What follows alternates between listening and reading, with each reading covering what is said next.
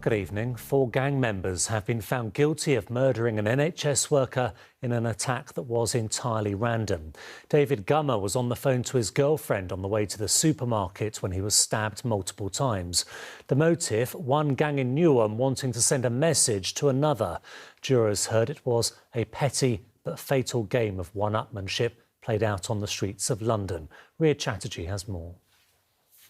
CCTV cameras must pick up footage like this all the time. People going about their day. People like David Gummer here, walking to the shop one night last April.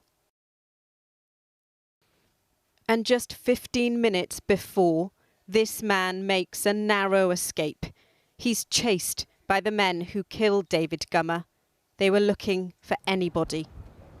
They left a family facing the unimaginable. David's murder is without a doubt the hardest thing my family and I have been through. It is something that no family should ever go through. While this has been painful beyond words, I am beyond grateful to God that today we have seen justice. Out east, one Sunday, 4 men aged between 17 and 23 set off with knives in a stolen car fitted with false number plates. The defendants, one too young to be shown, went into enemy territory, the trial heard, looking for a rival. They found David Gummer, someone they didn't know, a passerby who they targeted for no reason. He'd just left home, he was on his way to the supermarket, and he was on the phone to his girlfriend, who heard the gang say to him, "Where are you from?" And then she heard a scuffle. And take a look at these drawings found in the bedroom of one of the defendants.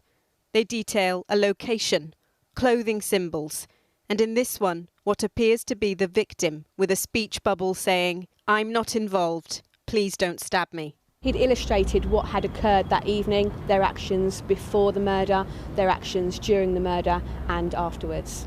What do you think that shows? The drawings from Touré showed that he had no remorse for his actions whatsoever. This case highlights the tragedy of postcode wars and gang rivalries. David Gummer was 24 years old, working for the NHS. Nothing will bring back a life that was so full of promise and hope, a life that was brutally taken away from us, but we are grateful now that we can begin to mourn and build a fitting legacy for David. Thank you. David's mother wrote those words, but just found it too hard to read them out. Ria Chatterjee, ITV News. A 15-year-old girl has died in hospital 4 days after being in an accident at a go-karting centre in Barking. Police were called to Capital Carts on Ripple Road on Friday afternoon. The teenager was taken to a major trauma centre. She died yesterday. The officer who shot dead a terrorist in Streatham told the inquest into his death that he feared for his life and that of members of the public.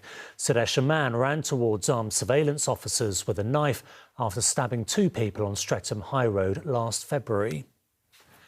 2 14-year-old boys have been arrested after the death of a man in Chingford on Monday evening. James Markham was stabbed after a confrontation. One of the teens has been arrested on suspicion of murder, the other suspicion of conspiracy to murder.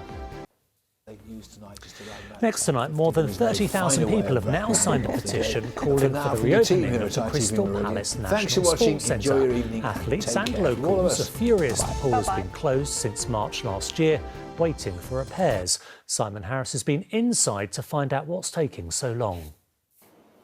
The Crystal Palace pools are in a sorry state. They haven't seen a swimmer or diver since March 2020. Just days before the first lockdown, they were drained because of a leak. A crack was discovered in an underwater window, and it's going to cost almost £1.3 million to put right. Eden Cheng from Streatham came 7th in the women's 10-metre synchro in Tokyo. Crystal Palace is where she began diving. So I was into gymnastics. That was the sport that I wanted and I love to do. So without this pool and without the club, I wouldn't be standing here. Eden joined a club set up by Jill Snowd and her Olympic diver husband Chris. The Olympics have made children seeing the Olympic Games want to take up the sport, asking their mums and dads, please can I go diving? So they're contacting us. I'm trying my best to accommodate them, but we don't have a diving pool. It's another sad chapter in the recent history of this site. Long before the Olympic Park was even a dream, Crystal Palace was the jewel in the crown of London's sporting facilities. A world-class centre of excellence, not just for swimming and diving, but also athletics. The National Sports Centre at Crystal Palace cost £2.75 million, but it should be worth every penny. Crystal Palace opened in 1964. Alongside the pools was an athletics track which would host international competitions. But the years haven't been kind and there's now an air of decay. Rats on the indoor track, trees growing out of the stadium, and now you've got dry swimming pools.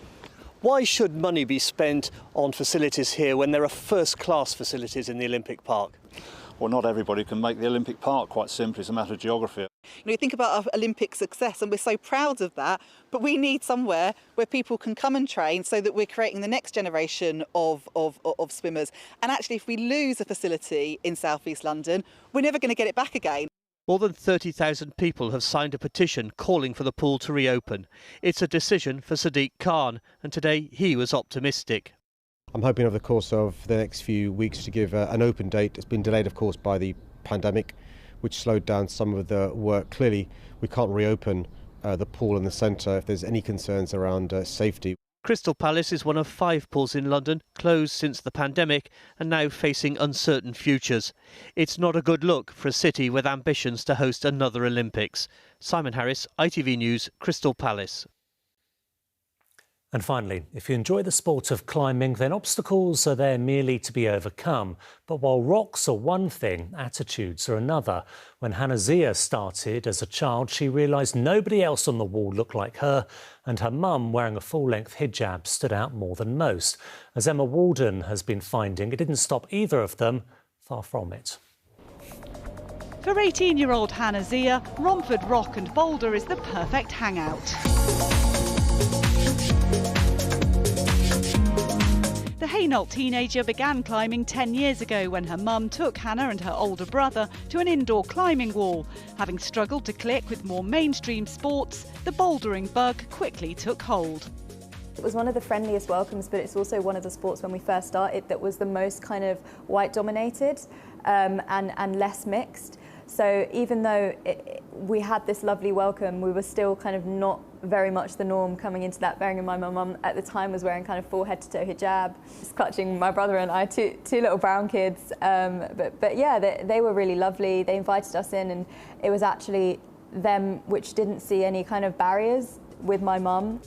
With climbing featuring at the Olympic Games for the first time in Tokyo, Hannah is now hoping to share her passion for this all-round workout with more women and girls. Yeah. Put pressure on it, put pressure on it, put pressure on it. Yeah, good girl.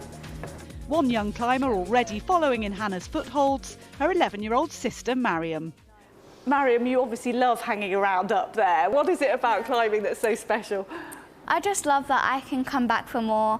There's always someone like a coach or even my sister that can help me and support me and always level up my work. Alongside aspirations to climb for Team GB, Hannah now has high hopes for more diversity in the sport.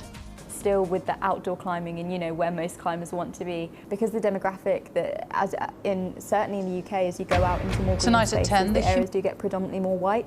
So in terms of that translating from the indoors to the outdoors, our correspondent Yogita Limai is in Kabul, a city crammed with thousands of people who've desperately rather than kind of on the plastic. That would be amazing too.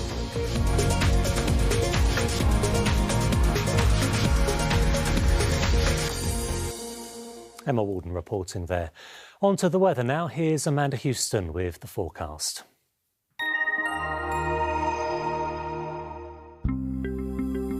Making the most of it, whatever the weather. Octopus Energy sponsors ITV London weekday weather.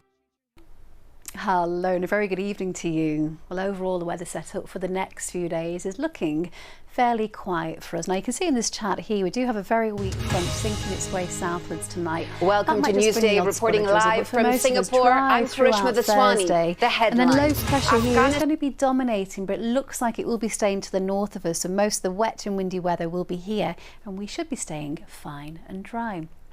Now, in the meantime, for the rest of tonight, it's a mixture of clear skies, cloud, a few pockets of shallow mist and fog in places, and it is going to be a mild night with those temperatures not falling below 14 degrees. And you can see that band of cloud here. It's going to be moving into northern areas tomorrow morning, so perhaps a bit of a grey start first thing. And as I mentioned earlier, it might just be thick enough for a few spots of drizzle. But for most, the main story throughout Thursday is it will be dry, some bright or sunny spells, especially across more southern areas, and temperatures are not doing too bad either. Highs there of 23 or 24 degrees, and it's a similar setup as we go through the next few days. I'll see you tomorrow. Bye bye. Octopus Energy sponsors ITV London weekday weather. And that is it for now. We're back on air tomorrow from just after 6 o'clock with updates in Good Morning Britain. For now, though, from all of us here, thank you for watching and good night.